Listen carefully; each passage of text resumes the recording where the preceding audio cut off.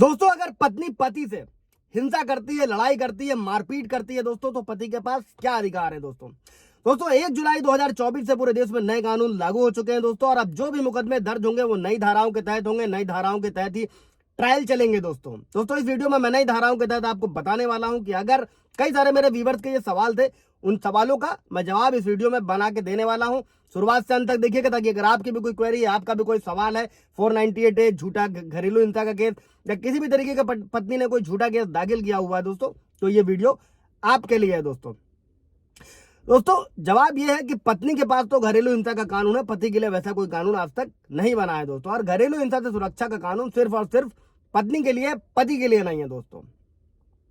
अगला सवाल लेते हैं कि पत्नी अगर पति को घर परिवार से दूर रहने के लिए मजबूर करती है तो ऐसे में पति क्या कर सकता है दोस्तों इसे मानसिक प्रताड़ना की श्रेणी में रखा जाएगा और इस ग्राउंड पे डाइवोर्स फाइल किया जा सकता है दोस्तों, डाइवोर्स लिया जा सकता है दोस्तों। और अगला सवाल क्या है दोस्तों, अगर पत्नी, मेरे कई सारे व्यूअर्स का ये सवाल रहता है कि पत्नी का किसी और के साथ अफेयर है, फिजिकल रिलेशनशिप में, तो पति क्या कर सकता है दोस्तों। ऐसी कंडीशन में भी एडल्ट्री का ग्राउंड लेते हुए पति अपनी पत्नी से तलाक मांग सकता है, जिसकी याचिका फैमिली कोर्ट में लगाई जाती है दोस्तों। अगला सवाल दोस्तों मेरे व्यूअर्स का ये था कि पत्नी अगर पति का घर छोड़कर मायके में रह रही है या कहीं और रह रही है तो पति उसके खिलाफ क्या एक्शन ले सकता है दोस्तों। ऐसे में पति दोस्तों, अगर पत्नी घर छोड़कर चली गई है और वो वापस नहीं आ रही है तो पति हिंदू मैरिज एक्ट की धारा सेक्शन 9 के तहत एप्लीकेशन लगा सकता है दोस्तों और मांग कर सकता है कि कोर्ट आदेश करे कि पत्नी घर आकर वापस रहे। और कोर्ट ऐसा ही आदेश करता है, जब भी सेक्शन 9 दाखिल किया जाएगा तो कोर्ट पत्नी को आदेश करेगा या तो वो पति के पास आकर रहे या फिर वो सारे सही उत्तर दे कि वो क्यों नहीं रहना चाहती है दोस्तों। और जब भी आप सेक्शन 9 डालेंगे दोस्तों, इसके फ्यूचर में आपको 2 बेनिफिट मिलने वाले हैं। अगर पत्नी झूठा मुकदमा दर्ज कराएगी तो फायदा मिलेगा और मेंटेनेंस भी मिलने वाला है। इस पर सुप्रीम कोर्ट का भी जजमेंट है कि बिना वजह अगर पत्नी पति का घर छोड़कर चली जाती है, अलग रहती है, तो उसे मेंटेनेंस नहीं दिया जाएगा दोस्तों। और अगला सवाल लेते हैं दोस्तों, अगर पत्नी अपने पति की पिटाई करे तो जो पति है वो खुद के बचाव के लिए क्या कर सकता है दोस्तों। ऐसे में भारतीय न्याय संहिता की धारा 34 से लेकर 44 के बीच आत्मरक्षा का अधिकार सभी को दिया गया है दोस्तों। और ये कानून जेंडर न्यूट्रल है, इसमें पति और पत्नी का कोई लेना देना नहीं है दोस्तों। ये आत्मरक्षा का अधिकार सभी को दिया गया है दोस्तों। जय हिंद, नमस्कार, मैं एडवोकेट आशीष मिश्रा। लाइक कर दीजिएगा, शेयर कर दीजिएगा ताकि ये इंफॉर्मेशन और लोगों को भी मिल सके दोस्तों। और अभी अगला सवाल लेते हैं दोस्तों कि अगर पत्नी गाली गलौज करती है, मायके वाले घर आकर पति को धमकाते हैं, तो क्या इस बात की शिकायत भी पुलिस से की जा सकती है दोस्तों। तो जवाब है नए कानून में दोस्तों, पति या पत्नी एक दूसरे को कोई भी गंदी गालियां देना, ये भारतीय न्याय संहिता की धारा 296 के तहत एक दंडनीय अपराध है दोस्तों। साथ ही बीएनएस की धारा 61B के तहत पति अपनी पत्नी पर और अपने परिवार के खिलाफ आपराधिक साजिश रचने का भी केस दर्ज करा सकता है दोस्तों, नए कानूनों के तहत।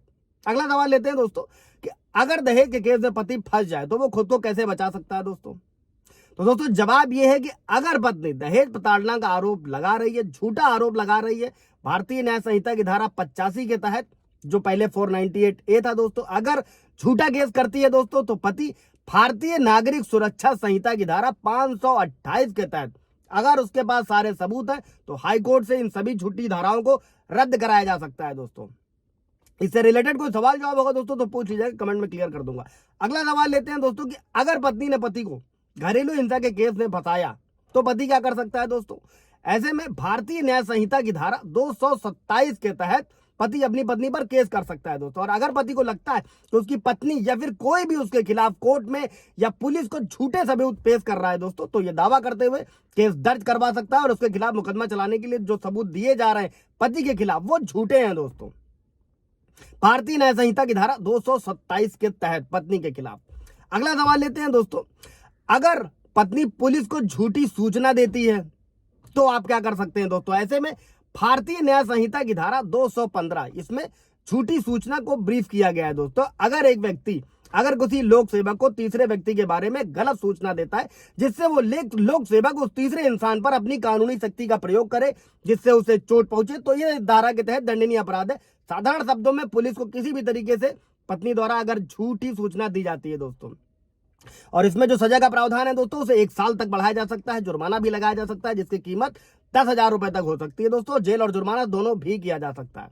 अगला सवाल लेते हैं दोस्तों कि अगर पत्नी धमकी देती है दोस्तों, तो आप क्या कर सकते हैं, तो पति क्या कर सकता है। ऐसे में भारतीय न्याय संहिता की धारा 351 आपराधिक धमकी को बताती है दोस्तों। अगर किसी भी तरीके से पत्नी आपको या आपके परिवार पर आपकी किसी संपत्ति को नुकसान पहुंचाने की धमकी देती है दोस्तों, तो ऐसे में भारतीय न्याय संहिता की धारा 351 के तहत पत्नी के खिलाफ शिकायत दर्ज कराई जा सकती है दोस्तों, बशर्ते कि एक सबूत है जो पेश करने की जिम्मेदारी आपकी है। इसमें भी 2 साल की जेल और जुर्माना या दोनों का प्रावधान किया गया है। दोस्तों कोई सवाल जवाब होगा इससे रिलेटेड पूछ लीजिएगा। Thank you.